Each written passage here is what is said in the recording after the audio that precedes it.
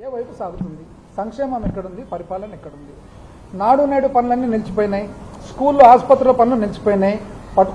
పట్టించుకునే నాదుడే లేడు. పిల్లలకు ఇవ్వవలసిన విద్య దీవెన లేదు, వసతి దీవెన లేదు. ఇవన్నీ కలిపితే పిల్లలకు సంబంధించిన విద్యా అంటే స్కాలర్షిప్లు మాత్రమే ఇంచుమించు 10,000 కోట్ల బకాయిలు ఉన్నాయి. ఆరోగ్యానికి సంబంధించి ఒక ఆరోగ్యశ్రీ బకాయిలే 2,600 కోట్లు ఉన్నాయి. ఏంది పరిపాలన అని అడిగినాడు. 10,000 కోట్లు కరెక్టా కాదా? తప్పంటే మీరు చెప్పండి వచ్చి. అంతేగాని తల్లి ఏంది, చెల్లి ఏంది, సంబంధాలు ఏంది, ఏంటి దీనికి సమాధానం చెప్పండి. కాదు 9,000 చిల్లరనే, 8,000 చిల్లరనే. అసలు 2,600 కోట్లు ఏది? దీని ప్రకారంగా నిజం చెప్పాలంటే చూస్తే 3,000 చిల్లర కనపడుతుంది యాక్సెసరీస్ వేసుకుంటే. వ్యవసాయం పూర్తిగా దెబ్బతినింది. ఏ పంటకు గిట్టుబాటు ధర లేదు. మరి ఆర్బీకేలు అయితే ఆగిపోయినాయి. ఉచిత పంటల బీమా తీసేసినారు. ఈ క్రాప్ బుకింగ్ జరగడం లేదు. మరి దాదాపు ఏది మెడికల్ కాలేజీలకు సంబంధించి 5,000 కోట్లు అవసరం ఉంది. అంటే వ్యవసాయదారులు, రైతుల పరిస్థితి అధోగతి. మరి మెడికల్ కాలేజీలు మొదలు పెడితే కేవలం 5,000 కోట్లు కావాలి అన్ని పూర్తి చేయాలంటే. 17 అంటే ఏది మనం టైంలో పూర్తయిన 7 కాక మిగతా వివిధ కన్స్ట్రక్షన్ స్థాయిలో ఉండేటివి 1,000 కోట్ల సంవత్సరానికి పెట్టిన అయిపోతుంది. దానికి మాత్రం పెట్టడం లేదు, వదిలిపెట్టేసినారు. వచ్చిన మెడికల్ సీట్లు కూడా వద్దని చెప్పి రాసేసినారు.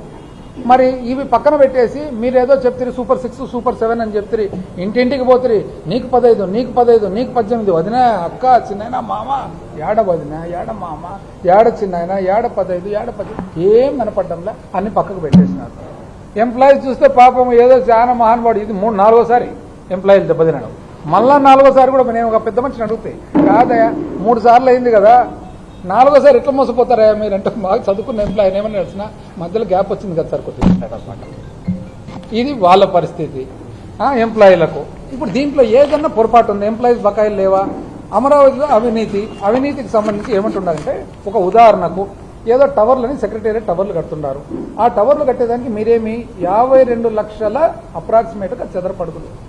దానికి కానీ ఏకంగా అడుగు ఎంత పడుతుంది? 14,800 రూపాయలు. అసలు 14,800 రూపాయలు అడుక్కేంది? మనకు మద్రాసులో, బెంగళూరులో, హైదరాబాద్లో అపార్ట్మెంట్ 5,000కు అద్భుతమైన అపార్ట్మెంట్. 5,000కు అద్భుతమైన అపార్ట్మెంట్లో 2,500 ఇంచుమించు భూమి ఖరీదు ఉంటుంది. ఇక్కడ ఈ 15,000 భూమి ఖరీదు లేస్తున్నా. ఇసుక ఫ్రీ, కరెంటు ఫ్రీ, రాయితీలు ఫ్రీ, జీఎస్టీ, ఇన్ని రాయితీలు పెట్టుకొని ఎందుకు అవుతుంది? ఏం కడుతున్నారు అంటే మీరేమో దేవతల రాజధాని అంటున్నారు. అసలు దేవుళ్ళు కూడా భయపడతారు నిజం చెప్పాలంటే. 15,000 ఏంది నాకు తెలిసి ఎక్కడ ఉండదు. ఇది ఒక ప్రశ్న జగన్మోహన్ రెడ్డి గారికి. దీంట్లో తప్పేమన్నా ఉందా? ఇది అడుగుతేనేమో అసలు కోపము, ఆక్రోశము, కొట్లాడేదాన్ని తయారవుతున్నారు. ఇంకా హైలైట్ ఏమంటే కొట్లాడుతో ఎక్కువ హైదరాబాద్ నుంచి కొట్లాడుతున్నారు. అదేందో మళ్ళీ నాకు అర్థం కాలేదు. ఇప్పుడు తెలంగాణలో కంపారిజన్ చెప్పినారు. ఏమని? తెలంగాణలో బీఆర్ఎస్ గవర్నమెంట్ కేసీఆర్ కూడా కట్టినారు. కేసీఆర్ గారు 10 లక్షల అడుగులు ఎంత కట్టినాడు? 615 కోట్లకు కట్టినాడు. మీదేంది ఇది 50,000 కోట్లు, 40,000 కోట్లు. అసలు పార్లమెంట్ కట్టినారు ఢిల్లీలో పార్లమెంట్ నడిబొడ్డున. ఆడ కన్స్ట్రక్షన్ కాస్ట్ ఎక్కువ ఉంటుంది, ఎందుకంటే వెహికల్స్ తిరిగేదానికి కూడా కుదరదు మిడ్ నైట్ తప్పితే. ఆడెంత 970 కోట్లతో కడతారు. కానీ మీరు మాత్రము సచివాలయం ఇక్కడ 1,450 కోట్లు, డిజైన్లకే 400 కోట్లు. ఇంకా రోడ్లు, ఫ్లైఓవర్లు చూస్తే అసలు మీరు 6 లేన్ రోడ్స్ అని వేస్తారు. ఎంత? 53 కోట్లు. మనం నేషనల్ హైవేస్ 20 కోట్లతో కిలోమీటర్కి వేస్తుంటే మీరు 53 కోట్లు సేమ్ అదే 6 లేన్స్. ఇప్పుడు ఇవి అడిగినారనమాట. ఇవి అడిగితే కోపం, విపరీతమైన కోపము. దాని తర్వాత ఆయన ఏమంటున్నారు? అయ్యా ఆల్రెడీ మచిలీపట్నంలో పోర్ట్ ఉంది, అది ఎగ్జిస్టింగ్ పోర్ట్ ఉంది, కొత్త పోర్టు తయారవుతుంది. రోడ్ కనెక్టివిటీ ఉంది, నేషనల్ హైవేస్ ఉన్నాయి, రైల్వే లైన్ ఉంది. అక్కడ ఇంచుమించు 20 లక్షల మంది విజయవాడలో ఉండారు. గుంటూరులో చూస్తే 10 లక్షల మంది ఉన్నారు. 3-4 లక్షల మంది బందర్లో ఉండారు. 35-40 లక్షల మంది ఇక్కడే రెడీగా ఉండారు కదా. మళ్ళా ఊరికి దీంట్లో కట్టరాదా? ఎందుకంటే ఈ ప్రకారం అయితే 10-20 వేల కోట్ల మధ్యలోనే అయిపోతుంది, పెద్ద భారం ఉండదు, ఫైనల్గా అసలు ఒక రాజధాని అనేది అయిపోతుంది అని చెప్తే మీరు చూస్తే విపరీతమైన కోపం. ఆ కోపం ఎందుకు వస్తుంది అనేది ఎవరికి అర్థం కావడం. ఎందుకంటే ఎవరైనా ఒక ప్రతిపక్ష నాయకుడు, మాజీ ముఖ్యమంత్రి వచ్చి సలహా ఇచ్చినాడు, కూర్చోండి సలహా, ఎవరైనా కానీ సలహాను పరిశీలిస్తారు, అంతే కదా. అసలు ఇంత దిగజారుడు మాటలు తెలిసిన తల్లి ఏంది, చెల్లి ఏంది, సంబంధం ఏంది, ఏంటి భాష. లాస్ట్కు దీనికి ఒకటి గుర్తుకొస్తుంది ఒక సినిమాలో. అది చెప్తారు చూడండి, ఏమని? ఇంతకంటే దిగజారవు అని చెప్పి అనుకున్నా కానీ ప్రతిసారి నన్ను రాంగ్గా ప్రూవ్ చేస్తున్నావు అని. అట్లే ఉంది ఇది కూడా. ప్రతి వారం చూడండి ఒక దిగజారుడు మాట. నెక్స్ట్ ఇంతకంటే దిగజారడానికి అవకాశం లేదంటే మళ్ళీ ఇంకో దిగజారడం అనమాట. ఇప్పుడు మీరేదో అద్భుతమైన ఊహ ఫ్యాంటసీ పెట్టుకున్నారు, ఏదో అందుకని మీరు రాజమౌళిని పిలుచుకుపోవడము, ప్లాన్ లేపడం ఇవన్నీ చేసినారు. ఆ రోజే పబ్లిక్ అనుకున్నారు ఇదేదో నిజంగా కట్టేదైనా సినిమానా అని చెప్పేసి. అయితే మీ ఫ్యాంటసీ ఈరోజు నిజం చేసుకోవాలని అనుకుంటే గానా పేదవాని పరిస్థితి ఏమి రాష్ట్రంలో అనేది ఆలోచన చేసినారు. మీరే చెప్తారు ఏమని, జీతాలకు డబ్బులు లేవని, మీరే చెప్తారు నా దగ్గర ఏం లేదని, మీరే చెప్తారు ఎవరు అప్పులు కూడా ఇవ్వడం లేదని, మళ్ళీ మీరే చేస్తున్నారు వేల లక్షల కోట్ల అప్పులు. పోనీ ఇన్ని అప్పులు చేసిన తర్వాత ఇదేమన్నా అసలు ఎండ్ ఉందే? ఇప్పుడు ఒక సామాన్య మానవుడు ఒక ఇండ్లు కట్టుకోవాలనుకుంటాము, ఒక 20 లక్షలు ఇంటి ఖరీదు అనుకుందాం. ఇంటి ఖరీదు 20 లక్షలు అంటే ఒక 5, 10, 12 మనం సొంతం పెట్టుకుంటాము, ఒక 5, 10 అప్పు చేస్తాం. 20 లక్షల అప్పుతో ఎక్కడైనా ఎవరైనా కడతారా ఇంట్లో? ఇంకా ఇండ్లే కట్టేదానికి ఎవరు సాహసించినప్పుడు, లాజిక్ లేనప్పుడు మీరు ఎట్లా చేస్తున్నారు ఈ పని? పేదవాని పరిస్థితి ఏమి? అసలు నార్త్ కోస్టల్ ఆంధ్రప్రదేశ్, శ్రీకాకుళం, విజయనగరము, ప్రకాశం జిల్లా, మన రాయలసీమ ప్రాంతం పరిస్థితి ఏమనేది ఎప్పుడన్నా ఆలోచన చేసినారా? ఇవన్నీ లోపల పెట్టుకునే జగన్మోహన్ రెడ్డి గారు ఏమంటే వికేంద్రీకరణ అయితేనే ఈ రాష్ట్రానికి విభజన జరిగిన తర్వాత మనం అందరికీ సమానమైన ఫలాలు అందించాల్సిన బాధ్యత ఉంది కదా. ఇప్పుడు నార్త్ కోస్టల్ ఆంధ్రప్రదేశ్ వెనుకబడిన ప్రాంతము వివిధ కారణాల వల్ల, రాయలసీమ చూస్తే ప్రకృతి వల్ల వెనుకబడిన ప్రాంతం. సో ఇప్పుడు మనం ఇంట్లో పిల్లోళ్ళు ఉంటారు, పిల్లోళ్ళలో ఎవరో ఒకరు అనుకోకుండా ఒక వైకల్యంతో జన్మించింటారు. మనం వాళ్ళని స్పెషల్గా చూసుకుంటామా లేదా? లేదు, బాగుండే పిల్లోడిని చూసుకుంటామా? ఎవరికైతే హ్యాండిక్యాప్ ఉందో, వైకల్యం ఉందో వాళ్ళని చూడాల్సిన బాధ్యత ఉంది కదా. అందుకని వికేంద్రీకరణ అంటే మీకు ఎక్కడ లేని కోపం. జగన్మోహన్ రెడ్డి గారు ఏమన్నారు, ప్రపోజల్స్ అడ్వైజ్ ఇచ్చినాడు, మీరు పరిశీలించండి, బుద్ధి పుడితే తీసుకోండి, అసలు ఏంది అది ఎక్కడి నుంచి వస్తుంది? డామ్ డూమ్ డుస్ డుస్. ఏం డామ్ డూమ్ డుస్? అసలు 2019లో మన ప్రభుత్వము అప్పుడు వికేంద్రీకరణ ఆలోచన చేసినప్పుడు అప్పుడు కొన్ని ఫిగర్స్ తీసుకున్నాం. ఫిగర్స్ తీసుకుంటే అప్పుడు ఉమ్మడి జిల్లాలో 13 జిల్లాలు ఉంటే లాస్ట్ జిల్లా 13వ స్థానం ఏది? పర్ క్యాపిటల్ ఇన్కమ్, తలసరి ఆదాయం లాస్ట్ ఎవరు తెలిసిన? శ్రీకాకుళం. 12వ స్థానంలో ఎవరు తెలిసిన? కర్నూలు. 11వ స్థానం ఎవరు తెలిసిన? విజయనగరము. 10వ స్థానం ఎవరు తెలిసిన? అనంతపురము. 9వ స్థానం ఎవరు తెలిసిన? ప్రకాశము. 8వ స్థానం ఎవరు తెలిసిన? కడప. మళ్ళీ ఎక్కడున్నాయి ఈ ప్రాంతాలన్నీ? ఈ ప్రాంతాలన్నీ వెనుకబడినాయి. వీళ్ళందరికీ కూడా మనము అభివృద్ధి ఫలాలు అందించాలి కదా, వాళ్ళని కూడా ప్రగతి మార్గంలో తీసుకొని పోవాలి కదా అని చెప్తే లేదు. చివరకు సరే వదిలిపెట్టాం, ఇంకా మీకు వైజాగ్ నచ్చలేదు, మీకు వికేంద్రీకరణ నచ్చలేదు, మీకు లెజిస్లేటివ్ క్యాపిటల్ నచ్చలేదు, హైకోర్టు నచ్చలేదు, ఒకటే చోట పెట్టుకుంటామని చెప్పి మీ నిర్ణయం, ప్రజలు మీకు మ్యాండేట్ ఇచ్చారు, మీరు తీసుకున్నారు. కానీ ఒక సందేహం, ఈరోజు ప్లాన్ బి ఏమంటున్నారు జగన్మోహన్ రెడ్డి గారు? మచిలీపట్నము, విజయవాడ, గుంటూరు 3 కలిస్తే పెద్ద నగరం అవుతుంది కదా, ఇంకా ఏదో సింపుల్గా కట్టండి, మన పని జరిగేటట్లు అని అంటున్నారు. ప్రజలందరికీ మేలు జరుగుతుంది కదా, ఫాస్ట్గా పికప్ అవుతుంది, ఖర్చు తక్కువ అవుతుంది అంటే మీకు తప్పు, ఇది తప్పే తప్పు అని చెప్పి ఎంతమంది ఎప్పుడు మైక్ పట్టుకునే వాళ్ళు కూడా మైక్ పట్టుకుంటున్నారు. బాగుంది. మాకు ఒక సందేహం ఏమంటే తప్పు కదా, మళ్ళీ తప్పు అయినప్పుడు టీడీపీ ఆఫీస్ ఎక్కడ కట్టినారండి? జనసేన ఆఫీస్ ఎక్కడ కట్టినారండి? జగన్మోహన్ రెడ్డి గారు చెప్పిన ప్రాంతంలో కాదా, మెయిన్ రోడ్ మీద కాదా కట్టినేది? విజయవాడ, గుంటూరు మెయిన్ రోడ్ మీద కాదా కట్టినేది? మళ్ళా ఇవి ఎప్పుడు కట్టినారు మీరు? అమరావతి అనేది 2014లో అనౌన్స్ అయితే మీరు మొన్న కట్టినారు 2-3 ఏళ్ల క్రితం. మళ్ళీ అమరావతి అనౌన్స్ అయ్యి మీరే అమరావతి పెట్టిన తర్వాత అక్కడ ఎందుకు కట్టలేదు మీ పార్టీ ఆఫీసులు? అంటే మీకైతే ఒక రూలు, పబ్లిక్ అయితే ఒక రూలు. మీరు ఎందుకు కట్టుకున్నారు? ఇక్కడ అనుకూలంగా ఉంటుంది, పబ్లిక్ వచ్చేదానికి అనుకూలంగా ఉంటుంది, రోడ్లు అనుకూలంగా ఉన్నాయి, విజయవాడ అనుకూలంగా ఉంది, గుంటూరు అనుకూలంగా ఉంది, రైల్వే స్టేషన్ ఉంది, ఎయిర్పోర్ట్ ఉంది. మళ్ళా ఇప్పుడు రాజధాని దగ్గర పోయేతోళ్ళు సామాన్య మానవుడు కదా, ఆఫీసులకు పోయేతోళ్ళు వాళ్ళకి లేదా? వాళ్ళకు వద్దా? మీ పార్టీలు ఆఫీసులు ఇక్కడనే పెట్టుకుంటారా? ఏంది ద్వంద్వ వైఖరి అని చెప్పేసి. అసలు ఎవరైనా కానీ రాజధాని అనేది ఎక్కడ కడతారు? ఏంది రాజధాని అంటే? అడ్మినిస్ట్రేటివ్ క్యాపిటల్, సెక్రటేరియట్, ముఖ్యంగా సెక్రటేరియట్, దాని తర్వాత సంబంధించిన గవర్నమెంట్ ఆఫీసులు, సంబంధించిన ముఖ్యమంత్రి గారి కార్యాలయాలు, రాజ్భవన్, ఇది అడ్మినిస్ట్రేటివ్ క్యాపిటల్. ఇది ఎక్కడైనా కానీ ఎక్కడ కడతారు అంటే ప్రజలు ఉండే చోట రాజధాని ఆఫీస్ కడతారా, లేదా పచ్చటి పొలాలు ఉండే చోట కడతారా? ఎక్కడైనా కానీ ప్రజలు ఉన్న చోట కడతారు. ఇప్పుడు మనం ఊర్లలో గ్రామ పంచాయతీ ఆఫీస్ ఎక్కడ కడతాము? ఊరు మధ్యలో కడతామా, ఊరు బయట తీసుకుపోయి 3 కిలోమీటర్ల దూరంలో కడతామా? అసలు మీ ఆలోచన విధానమే మాకు అర్థం కావడం లేదు. ఇవన్నీ ముందుకు పోయే ముందర ఒరిజినల్గా ఒక పాయింట్ మనం ఆలోచన చేయాలి. ఆరిజిన్, అసలు ఆంధ్రప్రదేశ్ రాష్ట్రం అనేది ఎక్కడ పుట్టింది? అసలు బొడ్రాయి అంటాం చూడండి, మన ఊరికి పోతే, మన రాయలసీమ ప్రాంతంలో బొడ్రాయి అంటాం ఊరికి పోతాను, ఊరు ఆడ పుట్టింది. ఎక్కడ పుట్టింది ఆంధ్రప్రదేశ్ రాష్ట్రం? ఆంధ్రప్రదేశ్ రాష్ట్రం పుట్టిండేది శ్రీబాగ్ ఉడంబడికతో కాదా? అసలు మీకు గుర్తన్నా ఉందా శ్రీబాగ్ ఉడంబడిక అనేది? ఎవరికైనా కానీ ఈరోజు అధికార పార్టీలో ఉండే కూటమి నాయకులు మీకు శ్రీబాగ్ ఉడంబడిక అనేది గుర్తుందా? మీకు శ్రీబాగ్ ఉడంబడిక గుర్తుందా? మీకు 1953లో ఆంధ్రప్రదేశ్ రాష్ట్ర అవతరణ గుర్తుందా? 1956లో విశాలాంధ్ర తెలంగాణ ఇంటిగ్రేషన్ గుర్తుందా? మీకు జెంటిల్మెన్స్ అగ్రిమెంట్ గుర్తుందా?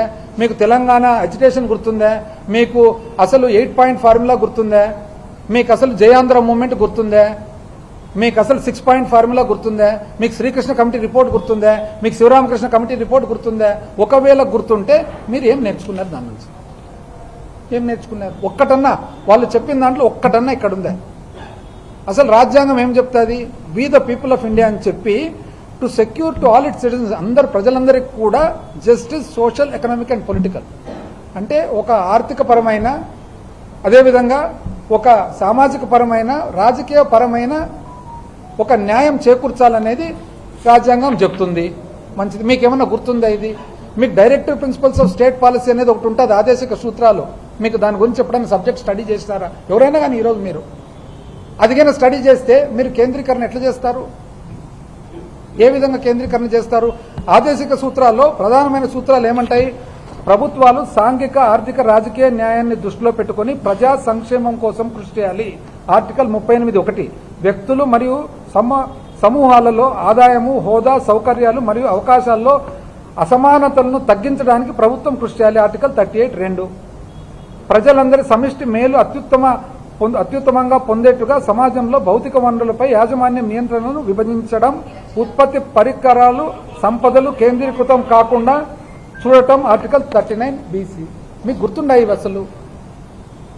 అసలు నిజం చెప్పాలంటే మీకంటే కూడా ఇతర దేశాల్లో ఉండే వాళ్ళు బాగా దీన్ని స్టడీ చేసినట్టున్నారు. గ్రాన్విల్ ఆస్టిన్ అని ఒక గొప్ప వ్యక్తి, చాలా గొప్ప వ్యక్తి. ఆయన డాక్టరేట్ ఆక్స్ఫర్డ్ యూనివర్సిటీలో ఆయన భారత రాజ్యాంగం మీద వివిధ పుస్తకాలు రాసినట్టు డాక్టరేట్ తెచ్చుకున్నాడు. 2 పుస్తకాలు రాస్తాడు. Indian constitution, corner stone of a nation 1966లో, working a democratic constitution, Indian experience అని 1999లో. ఆయన he's an authority on various subjects. అందులో భారతదేశ రాజ్యాంగం, ఆయన ఏమంటాడంటే రాజ్యాంగం అనేది, భారతదేశ రాజ్యాంగం అనేది కేవలము ఒక పొలిటికల్ స్టేట్మెంట్ కాదు, అదొక సామాజిక స్టేట్మెంట్ అంటాడు. శ్రీ దీంట్లో మహాప్రస్థానంలో రాస్తాను చూడండి, జగన్నాథ రథ చక్రాలని. అర్థం ఏమంటే ఫండమెంటల్ రైట్స్ ఒక చక్రం అయితే ఆదేశిక సూత్రాలు ఇంకో సెక్షన్, ఇంకో చక్రం. ఒకవైపు ప్రాథమిక హక్కులైతే ఒకవైపు సూచనలు. ఈ 2 గాన్లు కలిస్తేనే మనకు ఏదన్నా కానీ సామాజికంగా కానీ, ఆర్థికంగా కానీ, న్యాయపరంగా కానీ ఒక ప్రజలకు న్యాయం చేసేదానికి వస్తుందని చెప్పి ఇవన్నీ చూసిన తర్వాతనే జగన్మోహన్ రెడ్డి గారు వికేంద్రీకరణ అన్నారు. ప్లాన్ ఏలో భాగంగా దాన్ని ఎన్ని రకాల 3 ముక్కలాట అంటారు, ఇంకోటి అంటారు. ఇప్పుడు ఇవన్నీ ఏం మళ్ళా ఇవి తప్పని ఎవరన్నా చెప్పగలుగుతారా? ఇది కాక ఈ పరిస్థితిలో, ఈ నేపథ్యంలో ఆంధ్ర రాష్ట్ర పునర్వ్యవస్థీకరణ జరిగినప్పుడు కేంద్ర ప్రభుత్వము చట్టంలో భాగంగా, పునర్వ్యవస్థీకరణ చట్టంలో భాగంగా ఒక కమిటీని ఏర్పాటు చేసింది. ఆ కమిటీ ఏమి? ఆంధ్రప్రదేశ్ రాష్ట్రంలో ఒక రాజధాని ప్రాంతం కట్టేదానికి, ఒక రాజధాని ప్రాంతం కూడా కాదు, రాజధాని కట్టేదానికి ఎక్కడ బెస్ట్ ప్లేస్ సెలెక్ట్ చేయండి. ఎవరున్నారు ఆ కమిటీలో? అది ఎప్పుడు ఇచ్చినది? 2014 ఏప్రిల్ 25, 2014. అంటే అప్పటి కొత్త ప్రభుత్వం ప్రమాణ స్వీకారం లోపలనే అనమాట ఇది. ఎవరెవరు దాంట్లో? కేసీ శివరామకృష్ణన్. ఆయన ఎవరు? ఆయన ఒక IAS officer, senior most IAS officer అప్పట్లో భారతదేశంలో. ఆయన సెంటర్ ఫర్ పాలసీ రీసెర్చ్ అని చెప్పి అందులో రీసెర్చ్ ప్రొఫెసర్గా, చైర్మన్గా కూడా అప్పటికి పనిచేస్తున్నారు. ఈయన పట్టణాభివృద్ధిలో ఎక్స్పర్ట్, భారతదేశంలోనే ఎక్స్పర్ట్స్లో ఒకరు కేసీ శివరామకృష్ణన్. డాక్టర్ రతిన్ రాయ్, ఎవరైనా director, national Institute of Public Finance and policy, Delhi. జాతీయ పబ్లిక్ ఫైనాన్స్ అండ్ పాలసీ ఆయన డైరెక్టరు. అరోమార్ రవి, ఆయన ఎవరు? Director for Indian institute of human settlements, Bengaluru. Professor Jagan Shah, ఆయన ఎవరు? Director, national Institute of urban affairs, New Delhi. Professor KT Ravindran, farmer dean of school of planning and architecture. Various alternative study చేయండి, దాంట్లో కొంచెం terms of reference కూడా ఇచ్చినారు, ఏ ప్రకారంగా చేయండి అనేసి. వీళ్ళల్లో స్పెషాలిటీ ఏమంటే, ఇప్పుడు శివరామకృష్ణన్ గారు ఆయనేమి 73, 74వ రాజ్యాంగ అమెండ్మెంట్స్ ఏవైతే ఉన్నాయో దానికి ఆయన రూపకల్పన చేసిన వ్యక్తి. ఆయన ఎన్నో పుస్తకాలు రాసినారు, గవర్నెన్స్ ఆఫ్ మెగా సిటీస్ అని. ఆ తర్వాత ఆయన 2015 మే 28లో చనిపోయినాడు. అంటే ఆయన రిపోర్ట్ సబ్మిట్ చేసిన తర్వాత కొన్ని నెలలకే చనిపోయినాడు. ఆయన సిపిఆర్లో ఆయన చైర్మన్గా ఉన్నాడు. ఆర్ఎంఆర్ రవి ఏం చేసినాడు, ఆయన ఐఐటి ఢిల్లీలో చదువుకొని పాస్ అయిన తర్వాత లా స్కూల్కు ఆయన ఫ్యాకల్టీలో కూడా పనిచేసినారనమాట. ఆయన Indian institute of habitat settlements అని చెప్పి భారతదేశంలోనే కాకుండా ప్రపంచవ్యాప్తంగా పేరుగాంచిన ఇన్స్టిట్యూట్ స్థాపించినాడు ఆయన. రతిన్ రాయ్ వచ్చేసి ఫార్మర్ డైరెక్టర్ ఆయన National Institute of Public Finance and Policy. ఆయనేమి అసలు యునైటెడ్ నేషన్స్కే అడ్వైజర్గా ఉన్నాడు ఆయన. తర్వాత ఆయన జగన్ షా వచ్చేసి ఆయన ఏది యునైటెడ్ కింగ్డమ్కు ఇంగ్లాండ్కు ఆయన ఇన్ఫ్రాస్ట్రక్చర్ అడ్వైజర్గా కూడా పనిచేసినాడు అనమాట. ఆయన స్మార్ట్ సిటీస్ మిషన్, ఇప్పుడు మనం స్మార్ట్ సిటీస్ అని చూస్తున్నాం అండి, జాతీయ పాలసీ. ఆ స్మార్ట్ సిటీస్ మిషన్ డిజైన్ చేసిన దానిలో ఆయన ఒకరు. కేటీ రవీంద్రన్ ఎవరు, స్కూల్ ఆఫ్ ప్లానింగ్ అండ్ ఆర్కిటెక్చర్లో ఆయన హెడ్ ఉంటూ విజయవాడలో స్కూల్ ఆఫ్ ప్లానింగ్ కూడా ఆ స్కూల్ ఆఫ్ ప్లానింగ్దే ఒక బ్రాంచ్. ఆయన కూడా మొత్తం దేశవ్యాప్తంగా ఒక నిపుణుడు అన్నమాట. ఇది ఎవరు, కేంద్ర ప్రభుత్వం ఏర్పాటు చేసిన కమిటీ. ఈ కమిటీకి ఇచ్చిన బాధ్యత ఏమి, ఆంధ్రప్రదేశ్ విభజన తర్వాత ఒక అందరికి అనుకూలమైన ప్రాక్టికల్గా పాసిబుల్ అయిన ప్రాంతాన్ని మీరు ఒక రాజధాని ఏర్పాటు చేసుకునే దాన్ని చేయండి. దాంతోపాటు టర్మ్స్ ఆఫ్ రిఫరెన్స్ అంటే ఏం బేసిస్, ఆ బేసిస్లో వచ్చిన మెయిన్ టర్మ్స్ ఆఫ్ రిఫరెన్స్ దాంట్లో వివిధ పాయింట్లు ఉంటాయి. దాంట్లో మెయిన్ పాయింట్ ఏమంటారంటే, దాంట్లో preserving local ecology and natural features including water properties, promoting environmentally sustainable growth coupled with measures for pollution mitigation, least possible dislocation of existing agriculture system. అంటే వ్యవసాయానికి సంబంధించిన ఏదైతే పరిస్థితి ఉందో మినిమంగా దాన్ని కదిలించేదానికి టర్మ్స్ ఆఫ్ రిఫరెన్స్ లో వ్యవసాయాన్ని కదిలించకుండా ఉండేటట్లు చూడండి అనేది ఉన్న దీనిలో ఒకటి. ఫైనల్ గా శివరామకృష్ణన్ గారు ఏం చెప్తారు, ఆయన రిపోర్ట్లు ఏం చెప్పినాడు, ఆయన రిపోర్ట్లు ఏం చెప్తా అంటే చాలా పెద్ద రిపోర్ట్, 400 పేజీల రిపోర్ట్. మళ్ళీ వీళ్ళందరూ చదివినారో లేదో కానీ 400 పేజీల పైన రిపోర్టు. అందులో బేసిక్స్ ఏమంటారంటే,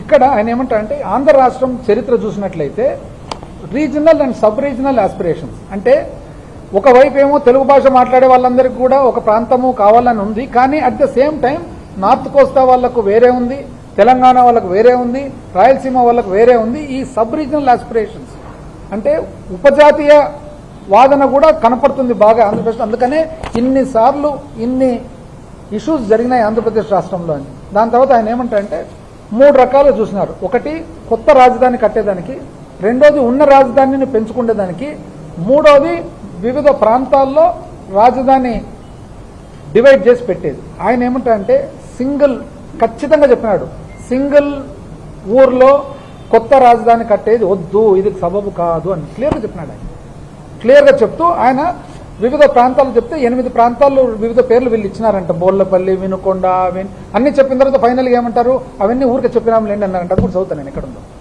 రాయలసీమ గురించి ఏమన్నా, ఉత్తర కోస్తా గురించి ఏమన్నా మీరు ప్రాంతాలు ఏమన్నా ఇస్తారంటే ఆంధ్రప్రదేశ్ గవర్నమెంట్ అప్పట్లో అసలు ఇవ్వలేదంట, పేర్లు కూడా ఇవ్వలేదంట. స్టడీ చేస్తామంటే ఇస్తే దాని తర్వాత ఆయన ఏమంటారంటే ఈ పర్టికులర్ ఆంధ్ర ఎక్కడైతే ఇప్పుడు వాళ్ళు ఏర్పాటు చేస్తుండారో కృష్ణానది ఒడ్డున విపరీతమైన మంచి భూములు, దాంట్లో జియోలాజికల్ సర్వే ఆఫ్ ఇండియా వాళ్ళు కూడా స్టడీ చేసినారు. అది నది ఎట్లయితే ప్రవాహం ఉందో నది కింద అక్విఫర్స్ ఉంటే నది కింద మళ్ళీ నది ప్రవాహం ఉంది.